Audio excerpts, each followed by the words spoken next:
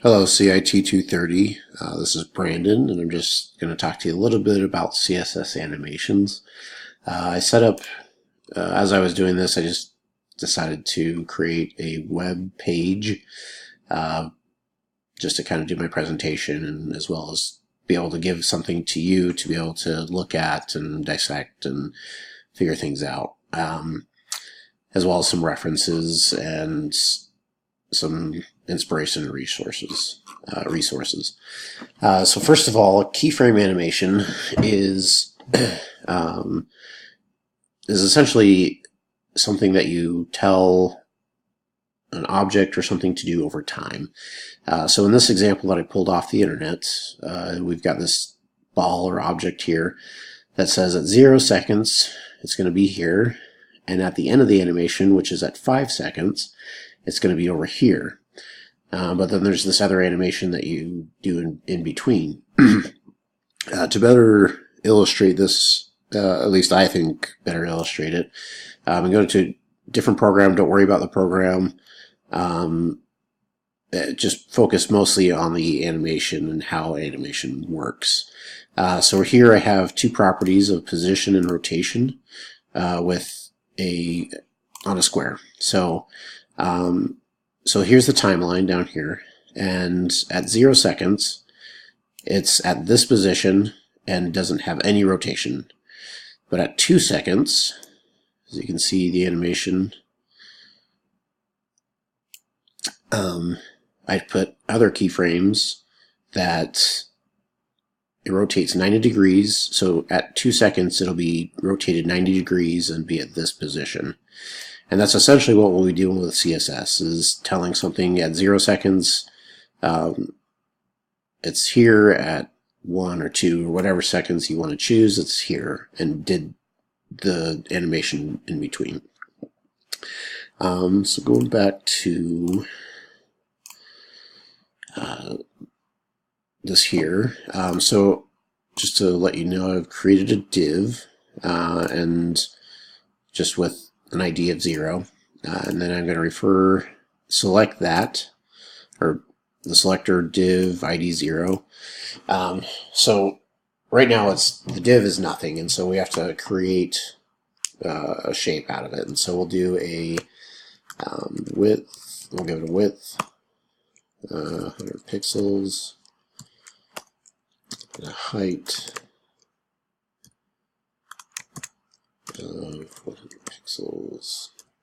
Okay, so it's there, we just can't see it because we need to give it a background color. And we'll do an orange. And for aesthetics, I probably could have done this better, so I didn't have to do this, but 25 pixels. And then, so there's a couple things I forgot to mention, sorry.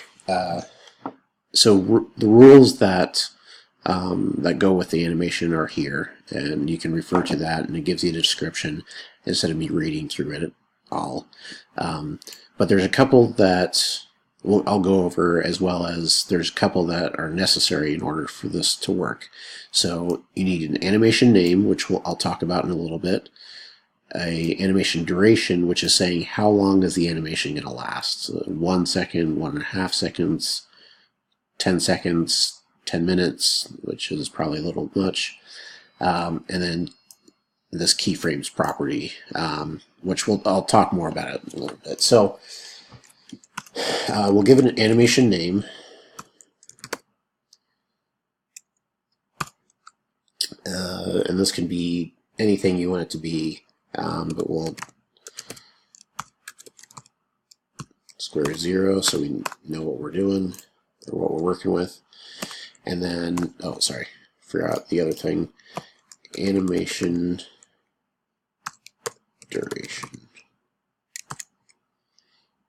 which is, we'll just say 1.5 seconds, and that's what the S stands for. So after you have your selector and your properties and values here, you'll create another selector which selects the animation name. So and you do that with an @ symbol and keyframes. And then you type in square 0, just as you would do any other CSS selector. So now we're referencing our animation. So what we need to tell it is what's it going to be at frame 0 or at 0 seconds, and what's it going to be at in this case 1.5 seconds, which is the duration that I chose. And you do that by saying from. So from this point, it's going to be, and we'll do something simple like background color for now, and we can always add on to this later. We'll do a blue, and so from 0 seconds, it's going to have a background color of blue. And then 2,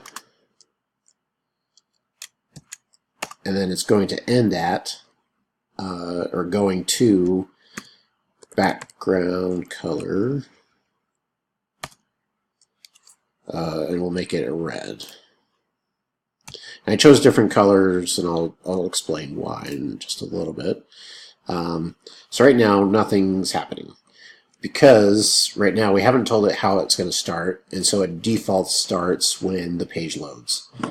And we'll load that, and you can kind of see, sorry, that happened kind of fast. Let's slow it down a little bit so we can see what's going on here. So 3 seconds, and that's really slow. Well, in my opinion, slow. Okay, so it starts at blue and turns to red over 3 seconds, and then at the end of it, it switches to orange. And that's because it goes back to the default color that we selected here. And so what we have to do is we have to tell it, okay, we want it to end and stay that color once the animation is done. And you can do that with animation fill mode, which both means that it'll, before animation starts, it'll be this color, and then once the animation ends, it'll stay this color. Or forward means it, anyway. Alright, so there's both. So now when we reload, blue to red, and then it stays red. It doesn't go back to this orange color. That was our original color here. So you can also do it, add more. So say we wanted to do it 5 times, or I guess let's just say 2 times for time's sake. You can do animation iteration count. And you can see infinite there, which we'll talk about in a second. So, and we'll just give it a number 2. And now it should do that twice once we load the page. Okay, go back to blue, fade to red. Okay, and then infinite is what it's doing down here. It's just infinitely going back and forth, and it's just going to keep going, just doing that same animation. As soon as it's done, it switches back to this animation here. But what we can do, so it's not this choppy blue, sorry, so it's not this, stark or distracting transition or whatever, we can have it kind of, I guess in layman's terms, kind of rebound back and forth, or bounce back and forth by, let's see, what was it?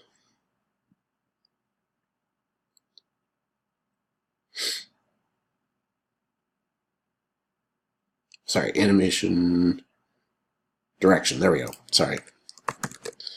Couldn't remember what I was doing for a second. And then we can do alternate. So it's going to alternate between going forwards and backwards.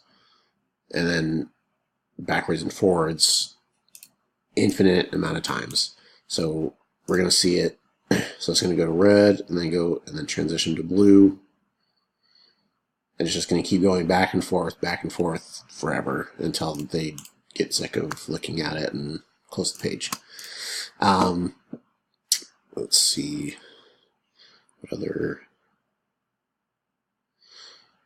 so as you can see, just to kind of move on, there's a lot you can do with it, and this is just really small stuff. I was looking at some inspiration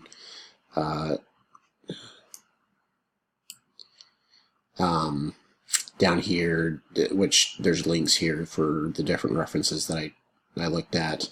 But to kind of briefly go over some of these animations that I created, just kind of messing around.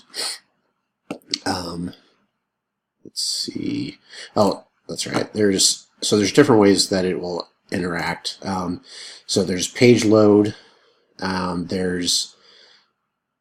can also do a hover, like I'm doing here, where when someone hovers over it, it animates, and then when they go away, it goes back to the way it's the starting point. There's another loop, and then this is, infinite. Let's see. There's also so you can also give it delays. Let me do that one again. Sorry. Do 0. Okay. So animation delay. So say you don't want it to start right when the page loads, because by the time they get to it, it's gonna, or they're not going to notice it, and so you can give it a delay of 1 second, and then let's change that to 2 seconds. So load the page. Okay, so it's delayed for let's do it again. Delayed for 1 second, and then it starts. Anyway, there's a lot of possibilities that you can do. I mean, I'll just click on this page real quick to show you. And all these were done with CSS. Usually, or it used to be JavaScript was the number one thing. I mean, this has a little bit of JavaScript because when you hover over it, it'll go to your time zone. I mean, all these little animations, and you can see all the code through CodePen. But anyway, there's a lot of possibilities you can do with CSS. Anyway, hope you enjoyed this presentation. If you have any questions, just let me know in the comments, and look forward to hearing from you. Bye.